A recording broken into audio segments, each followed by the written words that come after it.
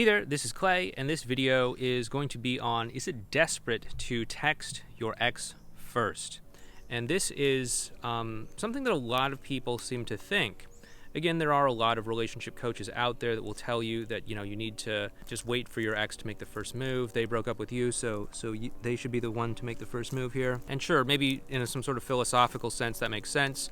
But I like to deal with reality, and honestly, in reality, if you want to talk to your ex and they're not talking to you right now, you need to be the one to make the first move. It's fine if you just want to wait forever and ever, and you just want to wait for them to make the first move, but you might be waiting a very long time. And so if you want something to happen, you're going to need to be willing to make that first move, okay? Does that make you desperate or needy? Obviously not. Like, it's totally okay to initiate contact with someone. Now, there are different ways to do it, of course. You can initiate contact with someone in a desperate and needy sort of way, or you can do it in a totally calm, casual, cool sort of way, right? There's something that's way, way, way different than like, hey, I miss you, I love you, I still want to get back together with you. Like, obviously, that is probably going to come across a little bit too heavy for most people out there, and it would be what probably people call desperate or needy. Whereas something that's just simply like, oh, hey, I was out and I saw this interesting thing that is somehow related to the two of us, and I just had to send this to you. Something as simple as that is obviously not going to be seen as desperate and needy. So what we want to do, especially if you and your ex haven't been in contact for a while, is to start by just keeping the investment level relatively low. So there's two levels of investment. There's your level of investment, and then there's their level of investment. I usually use two hands when I explain this, but I'm holding like my camera here, my phone here. But basically, you want to make sure that your level of investment isn't too high, as long as their level of investment is pretty low. So obviously, if your level of investment is high and their level of investment is low, then that's when things start to come across as desperate and needy. So what we want to do is to keep our levels of investment more or less equal. Obviously, they're never going to be totally 100% equal. Sometimes you might be invested a little bit more. Sometimes they might be invested a little bit more. But hopefully, it's not going to be too over-invested one way or the other.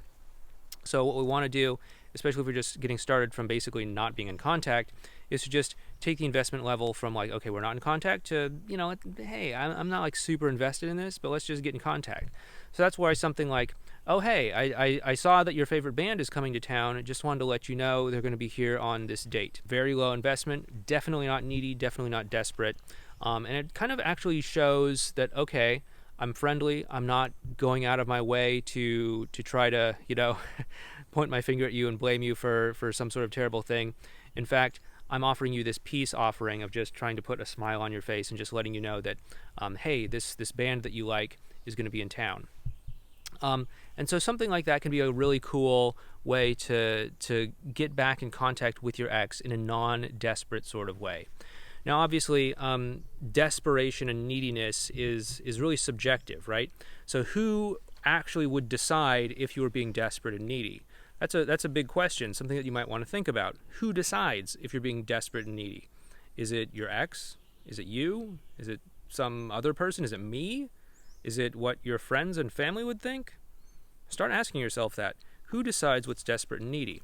Typically, if you're desperate and needy, it's because you're seeking some sort of validation from someone else outside of yourself first and foremost. If their response is going to determine whether you're desperate and needy, then I think you're already set yourself up to lose right from the get-go. Of course, they might respond really positively, and you might have a great interaction, but we can't guarantee that that's going to be what happens. So what we want to do is we want to say, okay, how can I set myself up so that I win no matter how this conversation goes, no matter how this dialogue goes between the two of us.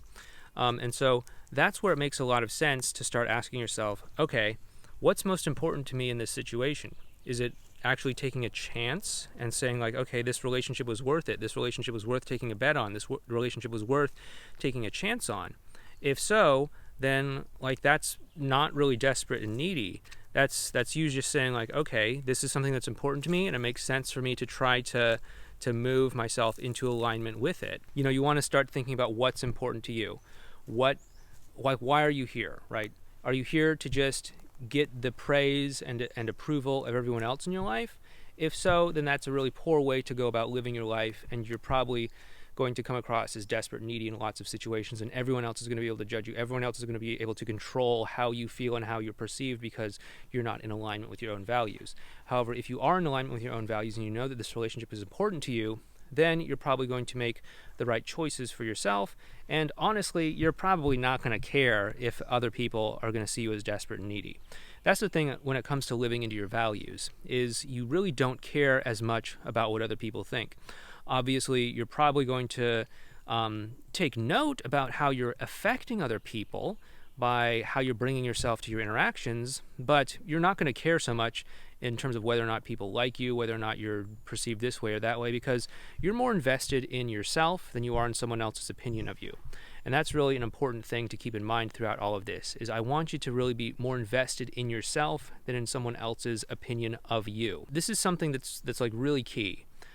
Desperation and neediness, it's all subjective. It's something that we give other people the power to label us as, or we get to choose our own set of goalposts in terms of what desperation and neediness is. And if you want to choose your own definition of desperation and neediness and choose to live into values that are greater than that, then awesome. Go ahead and do that. That's fine. Like, I want you to live into your values, but I don't want you to be surrendering your power to other people and to let other people decide if you're desperate or if you're needy or anything like that, because ultimately you're the only one who gets to live with the consequences of what happens in your life. You're the only one that gets to live with the consequences and outcomes of either being in a relationship, not being in a relationship, or whatever the case might be. Nobody else really has to live with those consequences to the greatest extent that you do. So the real question is, do you want to contact your ex? If so, maybe it's time to do it. And maybe it's time to not worry so much about whether it looks desperate or needy or anything else, because maybe this is something that's important for you.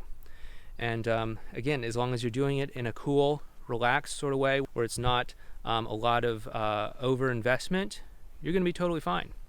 It's going to be totally cool, and even if it isn't received well, you're not going to come across as desperate and needy whatsoever. So I hope you've liked this video. If you did, make sure you hit that thumbs up button for the YouTube algorithm.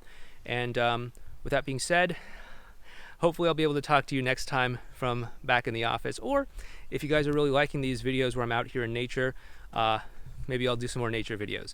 But anyway, if you do want some more help and guidance in terms of getting in contact with your ex, connecting with them emotionally, all that sort of stuff, we do have a course called the X Solution Program. You can find out about that over at modernlove.life/ESP.